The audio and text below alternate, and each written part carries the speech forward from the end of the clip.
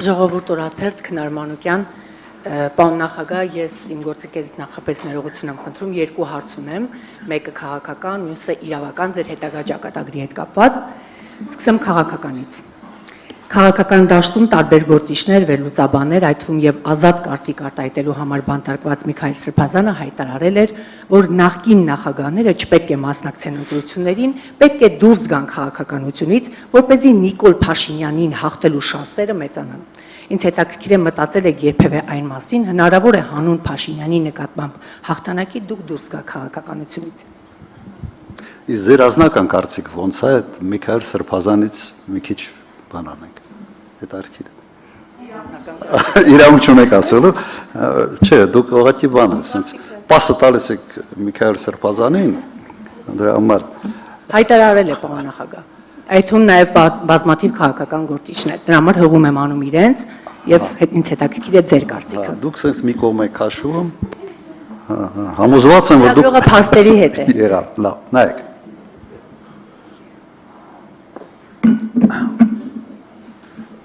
Ես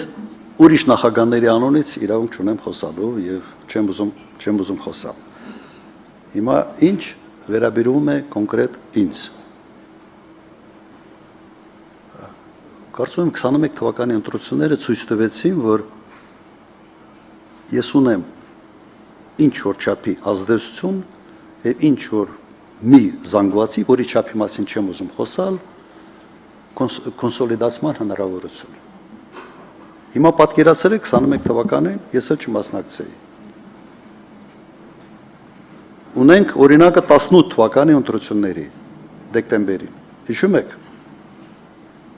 Մի հատ նայեք ինչ արդյունքներ է եղել։ Եվ ավելի լավ խորհրդարան մենք ունեինք, թե ավելի վատ։ Բավարար է իմ մասնակցության ձայները, ոչ բավարար չի։ Կուզենայինք, որ եւս այլ ուժեր ստեղծվեն, որոնց հետ համագործակցությունը կբերի իրավիճակի փոփոխություն։ Այո, կցանկանանք եւ արտահայտում ենք դրա մասին շատ պարզ եւ հասկանալի ձևով։ Հիմա ինչ վերաբերվում է կոնկրետ ինձ, իմ թիմը մասնակցելու է եւ իդեպ, երբ որ ասում են նախագահների մասին, առաջին նախագահը ՀԱԿ կուսակցության առաջնորդն, ճիշտ է։ Հիմա եթե ՀԱԿ կուսակցությունը մասնակցում է ընտրություններին կամ հայտարարում է, որ մասնակցելու է ընտրությանը, առաջին նախագահը մասնակցում է, թե չի մասնակցում դրանով։ Հանրապետական կուսակցության առաջնորդը երրորդ նախագահն է։ Հանրապետական կուսակցությունը մասնակցել է բոլոր ընտրություններին։ Հիմա կուսակցության մասնակցությունը նշանակում է առաջնորդի մասնակցություն, թե չի նշանակում։ Իհարկե, ոչ մեկը չգիտի այդ դեմքի մասին, հա, եւ հատկապես երբ որ քարոզարշավը սկսում ես դու անել։ Իսկ առաջին նախագահը ինձ իր դեմքով է մասնակցել։ Դրա համար, այսպես ասեմ, Իվանիշվիլին որևէ պաշտոն չի զբաղեցնում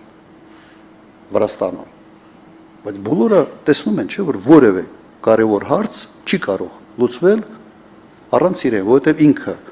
վրացական երազանք կուսակցության առաջնորդն է։ Եվ այդ կուսակցությունը իշխող կուսակցություն է։ Այդպիսի վիճակ ունեցել ենք Լեհաստանում, երբ Կաչինսկին որևէ պաշտոն չզբաղեցնելով եղել է իշխող կուսակցության ղեկավարը։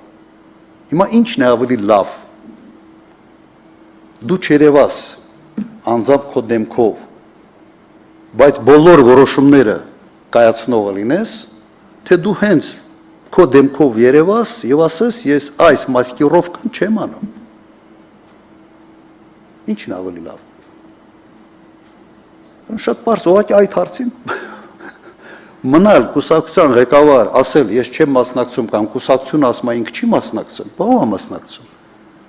Կուսակցությունը մասնակցում է, ուրեմն ինքն էլ է մասնակցում։ Հիմա ինչ վերաբերում է կոնկրետ իմ դեմքով մասնակցելու կամ չմասնակցելու մասին։ Եթե մեր թիմում հայտնվի մեկը, որը սոցիոլոգիայով ավելի շատ ձայներ կարող է հավաքել, ես միայն ուրախ կլինեմ։ Միայն ուրախ կլինեմ։ Դա պրինցիպիալ հարց չի, դա ուղղակի քաղաքական դաշտի եւ հանրային կարծիքի հետազոտման հարց է։ Կրկնեմ, միայն ուրախ կլինեմ։ Եթե մտածում եք, թե 21 թվականի մեծ հաճույք է ստանում, որ 8-ից 10 հանդիպումներ ունենալ, ամբողջ բանով Հայաստանի Հանրապետությունով պատտվել, իհարկե չէ։ Բայց սոցիոլոգիան շատ հստակ ցույց էր տալիս, որ իմ պարագայում մենք ավելի շատ ձայներ կհավաքենք, քան մեր թիմի յուրաքանչյուրի պարագայում։ Եվ գնացել ենք այդ ճանապարհով։ Երևի այսքանը։ Եվ Ավելի սպառիչ չգիտեմ, էլ ինչ ասեմ։ ձեր թույլտվությամբ Ես գիտեմ, որ այս ալիքները գնալու մի ուրիշ ձևի։ Գործընկերներ ներողություն եմ խնդրում, ես նախապես ձեզանից ներողություն եմ